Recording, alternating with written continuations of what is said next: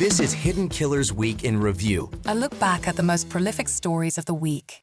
This is Hidden Killers with Tony Brueski. Here now, Tony Brueski. There are different kinds of killers. Some act in rage, some plan in silence, and then there are the ones who know just enough to play God. One calculated dose at a time. That's a version of James Craig prosecutors are showing to the jury, not a man who snapped, a man who scheduled, who used his professional know-how not to heal but to harm, quietly, invisibly, and with clinical precision. In this section, we're talking about murder by milligram, not bullets, not knives, not anything you'd see on a police procedural. No, this was poison. Cyanide ordered online, Visine bottles piled up by the dozen, and a woman, Angela, who went from dizzy spells to a coma to a slow, painful death, while her husband held her hand and sent pics to his side chick, allegedly. The timeline is damning if it holds. February 27th, he allegedly opens a fake email account, orders cyanide, searches for how to make poison from oleander, and is arsenic detectable. You know, normal searches. March 6th, Angela goes to the ER for the first time, then again on March 9th. By March 15th, she's brain dead. In between, a lot of questions. And one man who, according to prosecutors, was smiling the whole time. Now, here's the legal challenge. Poisoning is a method built on inference. You don't often catch anyone in the act. There's rarely a video, rarely a fingerprint on a murder weapon. What you get instead is chemistry, digital breadcrumbs, and a trail of behavior the prosecutors say adds up to intent. But how do you prove intent when the evidence is silent? When the only witnesses are text messages, Amazon orders, and the fact that a man trained in anatomy may have weaponized that knowledge to carry out the perfect or nearly perfect crime. Eric Faddis is with us again. He knows how these cases work from both sides of the aisle. What's the prosecution's best strategy to make poison feel as lethal as the jury box, or in the jury box as it was in real life? And what defense can do? Can they begin to hold water against that kind of scientific narrative? That's where Craig's courtroom fate starts to crystallize, not in emotion, but in evidence. And let me know in the comments section what your thoughts are on Eric's thoughts and our conversation and this case in general. That's on YouTube. Just search Hidden Killers with Tony Brueski. Let's get into it. There are texts that they're supposedly going to be show that show betrayal and heartbreak, not necessarily suicidal ideation going on, but one could say if you're heartbroken and betrayed, you would naturally have that as well, possibly, maybe, if you want to believe that over there, juror number 5. But it's not always the case, and especially a way of dying like this. Is that the road you think that they're going to be going down, that this was a self-inflicted suicide by the cyanide that my husband happened to buy and get to his office and, the extended release eye drops from Walgreens? Tony, I was talking about this with Carol McKinley. She's a reporter for the Denver Gazette and has done things nationally. And she brought up a really good point that if a person wants to commit suicide, usually you want it to be quick and as painless as you can do it. Mm-hmm. You don't want to draw it out over the course of weeks by sort of incrementally introducing poisons into your body such that you have to be hospitalized 3 different times until that final act is committed. And so I think that could be a hard sell for this jury.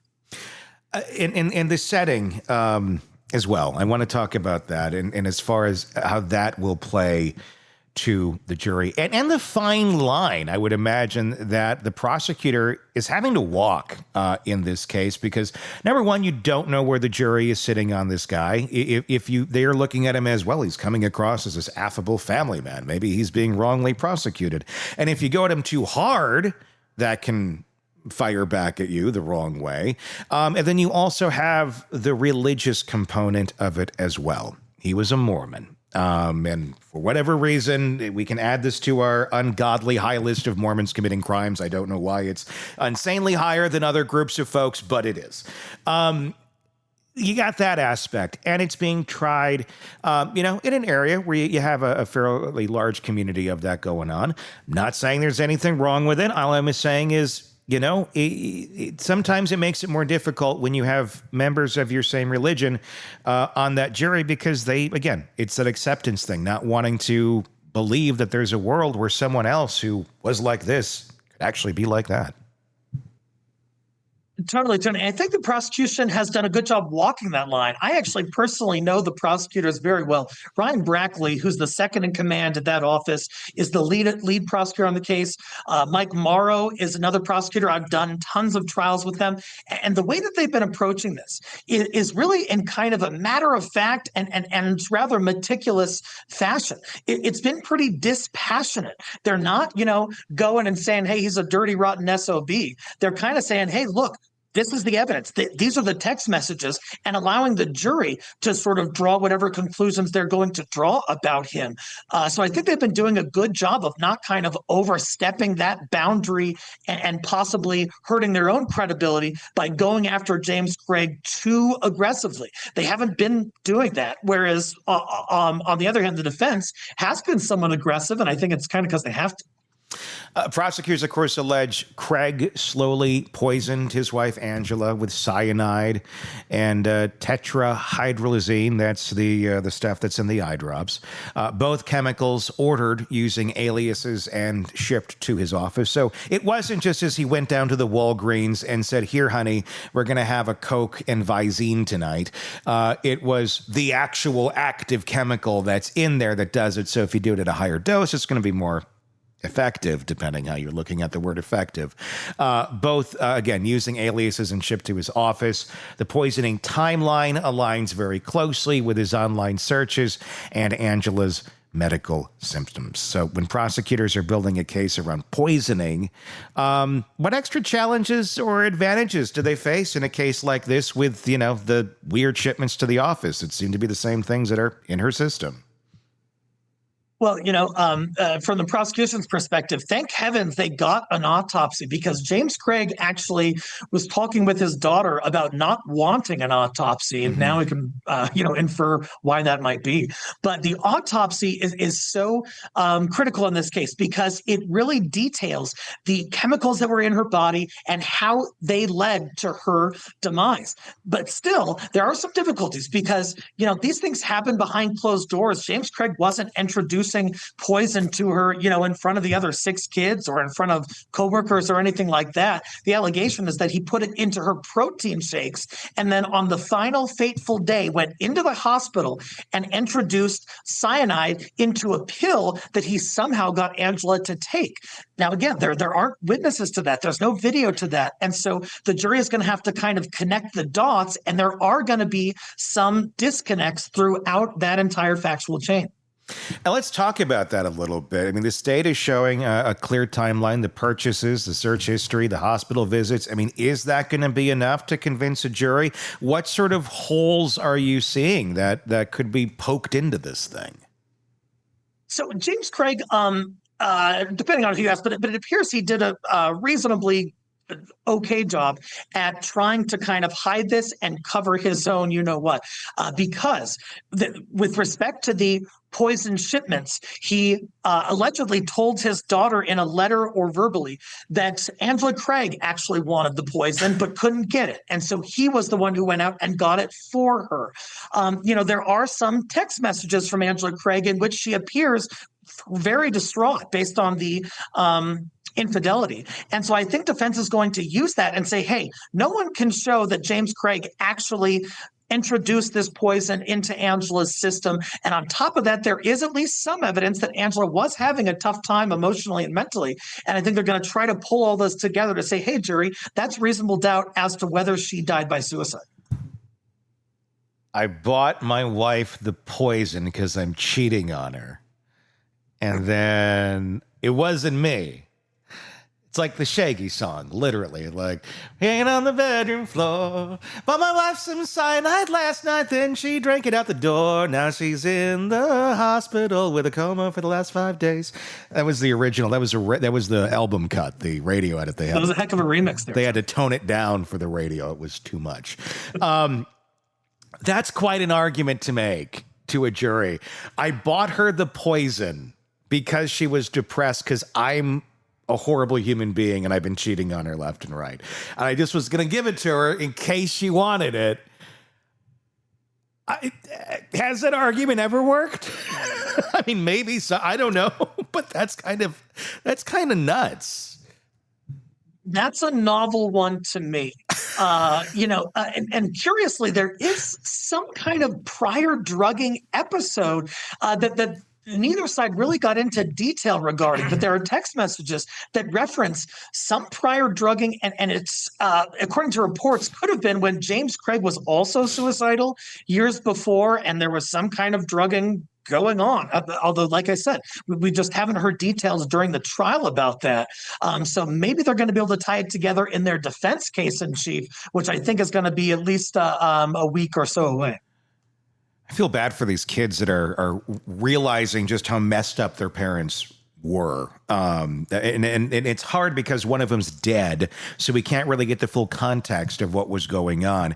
But if they're both having these problems and they're both contemplating, again, allegedly ending it and getting drugs through the dental practice, yeah, there seems like there was a lot of unhealthy things in this relationship. But how do you defend? I mean, is the defense going to be, I got the drugs for her? I would think you go down a road of something of like, I don't know, I needed cyanide. I was trying some new dental damn stuff.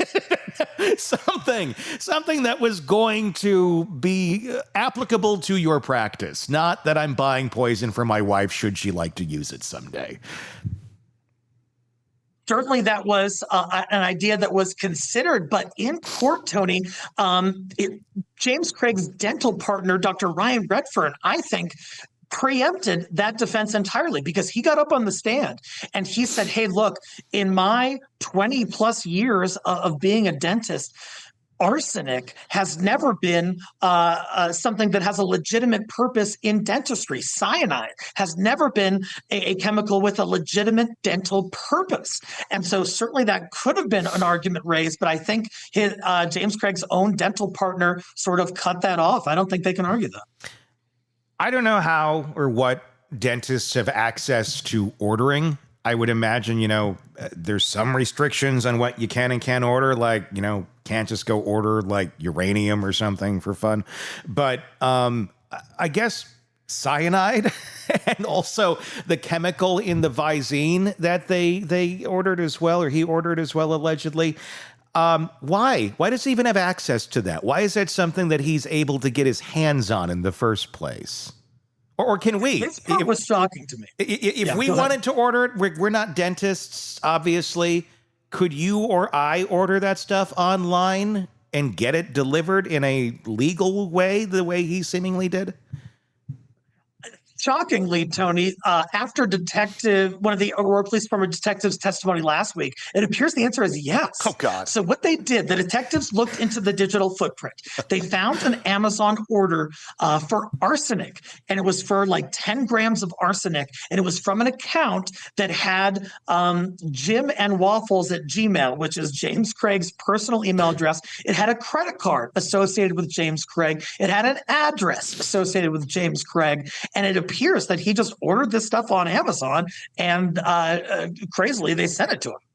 Wow. I wonder if that's a Prime Day deal. Like, gotta get the arsenic. It's a Prime Day special, half off. Get that new Hoover as well. It'll clean up the mess a little bit.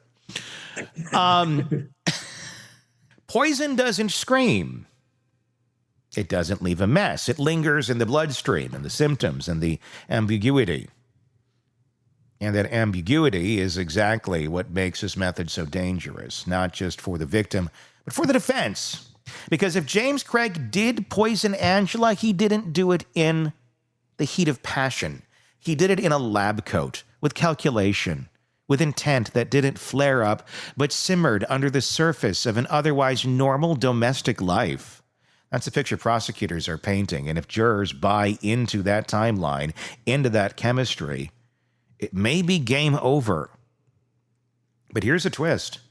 Poisoning cases are built on circumstantial webs. Yes, there's toxology. Yes, there's a digital trail, but there's no video of Craig putting anything into Angela's drink. No eyewitness who saw him mix cyanide with her morning smoothie. The defense will zero in on that because in the absence of the gotcha moment, they've got something to work with. Not a lot, but maybe just enough to make one juror pause.